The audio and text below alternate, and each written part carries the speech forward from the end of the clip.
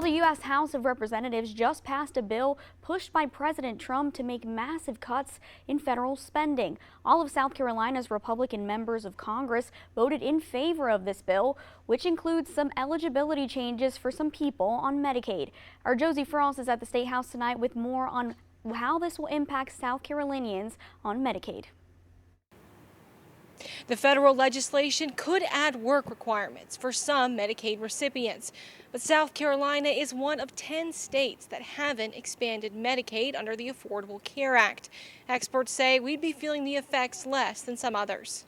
The current work requirements would impact states that have expanded Medicaid. South Carolina didn't, but that could change. The state has considered implementing similar work requirements for a small section of the population, but they failed court challenges in other states. David Anderson is an assistant professor at the USC Arnold School of Public Health. Every time that this went to court, the judge said there's no history of work requirements being part of the purpose of Medicaid.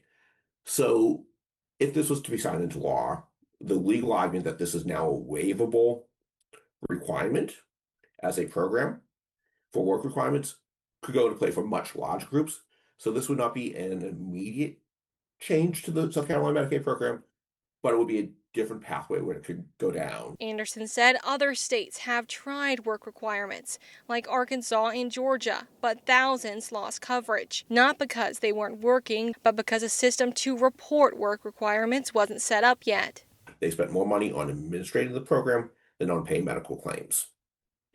So if I was a advisor to a state Medicaid agency that has expanded Medicaid, trying to figure out how to operationalize this back end, this brand new system in the back end in a relatively short time frame, 24 months, would be my first concern.